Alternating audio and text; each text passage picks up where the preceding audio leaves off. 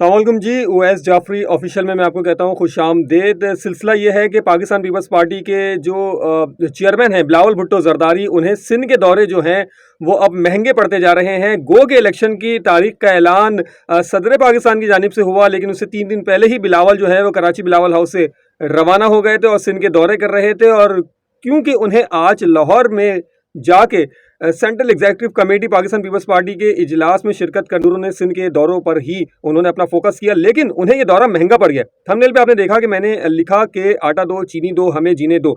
ये मेरे फिक्रे या मेरी जबान से अदा होने वाले अल्फाज नहीं है, बल्कि खुद सिंध धरती के रहने वाले बासी अब ये नारे लगा रहे हैं, और ये नारे लगा रहे हैं बिलावल भुट्टो जरदारी की गाड़ी के आगे।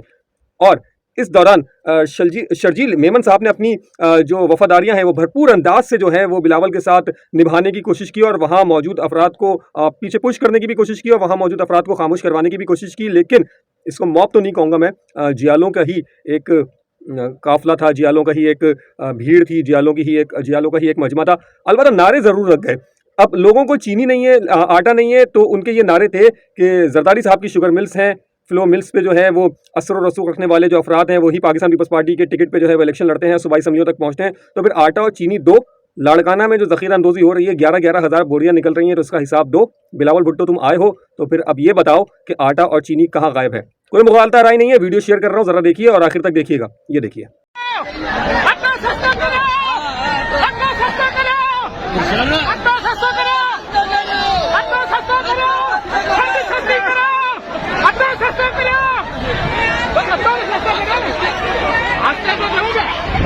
मुझे भी सही हुआ तो सच्चू करो। इतना साल हुकूमत में लगाओ, गरीब बन गया जिए दो, गरीब बन गया जिए दो, गरीब बन गया जिए दो, गरीब बन गया जिए दो, गरीब बन गया जिए दो। आटा सस्ता करो, खंड सस्ती करो, आटा सस्ता करो, खंड सस्ती करो, आटा सस्ता करो, आटा सस्ता करो, खंड सस्ती करो, आटा सस्ता करो, खंड सस्ती करो।